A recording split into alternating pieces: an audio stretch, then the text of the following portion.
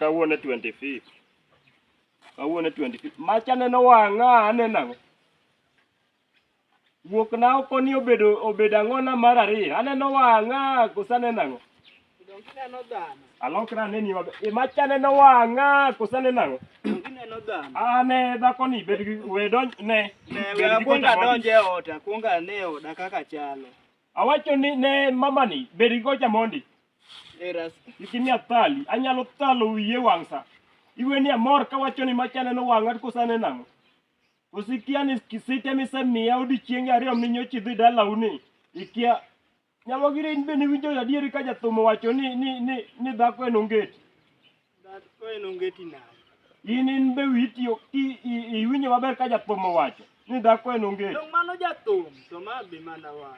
Koro ko wacho dhako en ongeti. Sani e iweya ni en net. Sani e iwuok iweya. Nyamogire be witiyo awacho ni mama ni kiki mi apali kiki donjo odni. Kwa donje oda. Ne mama. Asebudho ne oda ni. Chungane bathe ka mondi. Nyisane bagno ting'a ng'o? Bagni? Bagni to ting'o mana gige na. Oting'a ng'o? Oting'o gige na. Jamane gino. Kikuona yudo ni lawie moting'o. Ya magi. Dua dhira, dua ng'eya.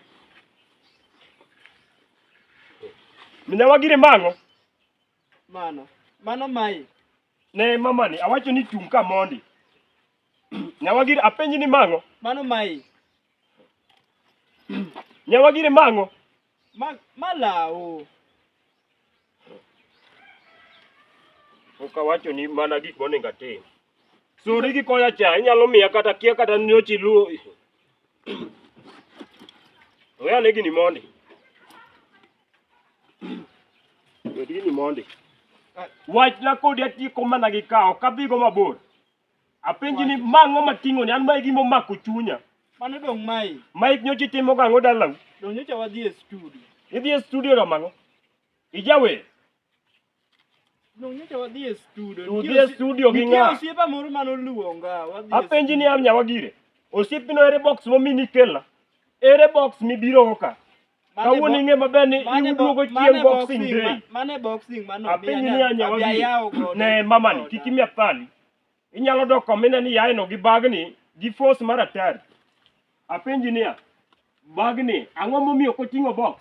Iting'o microphone, ikaw microphone, ikelo microphone na nyacham. Boxing mano miya. Nyawagire, awacho ni tude libigo ka. Nakoni ni kama kawaida, tude libigo ka. Ya mabonge.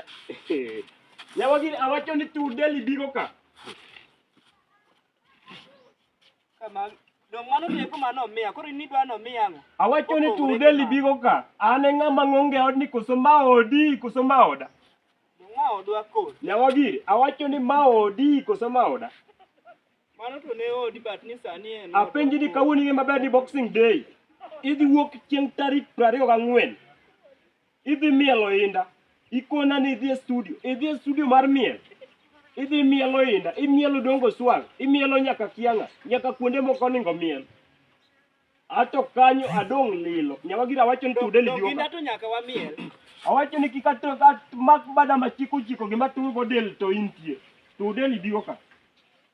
Ya mabonge ya dhako ni. Nyawagire awacho ni tude libigo ka.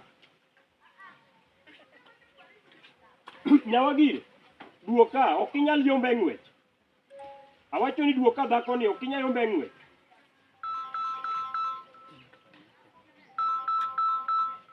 Ne dhako ni duoka okinyal yombe ng'wech. Ya. Nyawagire. Yani kawuono awuoya gi mok wuogo ya.